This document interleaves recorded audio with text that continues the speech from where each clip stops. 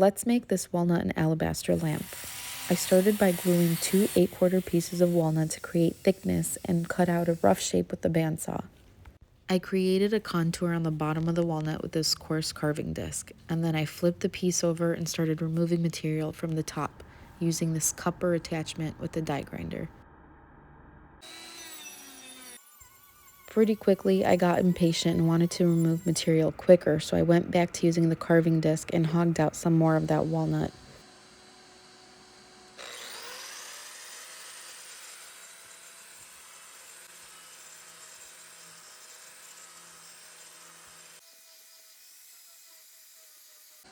Then I started using the sphere burr to better shape the areas where the alabaster will sit. There's no formula here, I just get to each step and start getting ideas of what tool can give me the shape that I'm looking for. So here, I'm starting to shape the outside, and I feel like a slightly smaller sphere could help me start removing more material, but also help me transition to more detailed work. If you're interested in learning about power carving, I have a blog post that serves as a great introduction on how to get started, and I linked that down in the description box. Again, I'm not much of a planner, I just have a general idea of where I want a piece to end up, and I think of the right tools to help me get there as I go along. And the next burr I'm using is the flame burr, which I think is really versatile. You can either use the base of it and drag your tool back to remove material, but you could also use the fine tip to do some detailed work. I'm simply going around the piece and determining how to create more depth and dimension throughout.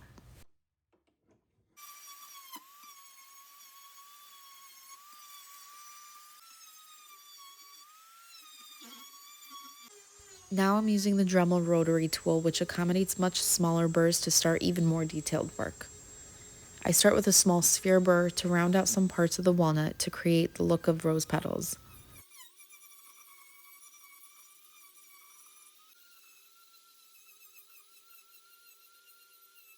I probably should have done this part before all the carving, but here I'm using my drill press with a Forstner bit to create a hole through the walnut to allow for the lamp hardware.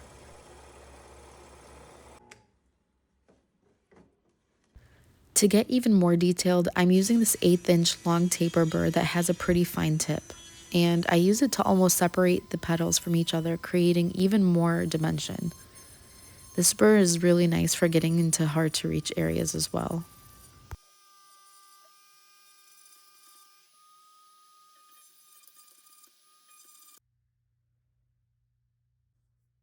Now for the sanding, I'm using these small sanding attachments. I have these in multiple sizes and they make sanding carved pieces so much easier.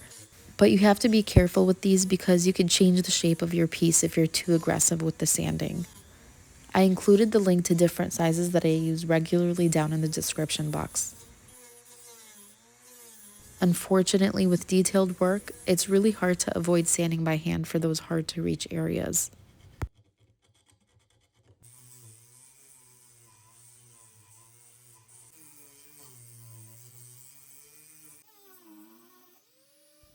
So since it was my first time working with stone, I got multiple of these alabaster blanks from an art store, fully expecting to ruin it on my first go.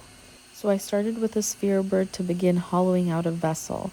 So I skipped a lot of the filming, but I used a diamond drill bit to create a hole for the light hardware. And then I continued shaping my alabaster. Again, there's no method to this. I mean, if there is, I just don't know what it is. But I'm just using whatever combination of burrs that I think would help me get to the desired shape. So alabaster is super easy to carve, but honestly, the fine dust it generates is so unmanageable. I definitely will need to figure out a better dust collection system before working with alabaster again, because the super fine dust that just covered my entire garage for days was not a great look. It took forever to clean that up, and I was still seeing that fine dust weeks later.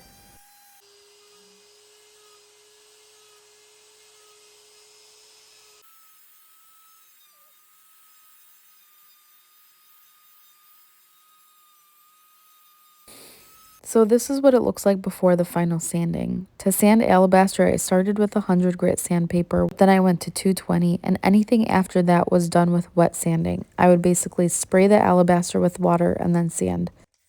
I continued this way up the grid up until I got to 3000 grit, which might be a little bit overkill, but I really love how smooth it made the alabaster. Full disclosure, you're supposed to seal stone once you're done with a project, but I have yet to do that. I added lacquer to the walnut and used the spray bottle attachment, which creates a fine continuous mist and prevents splatter.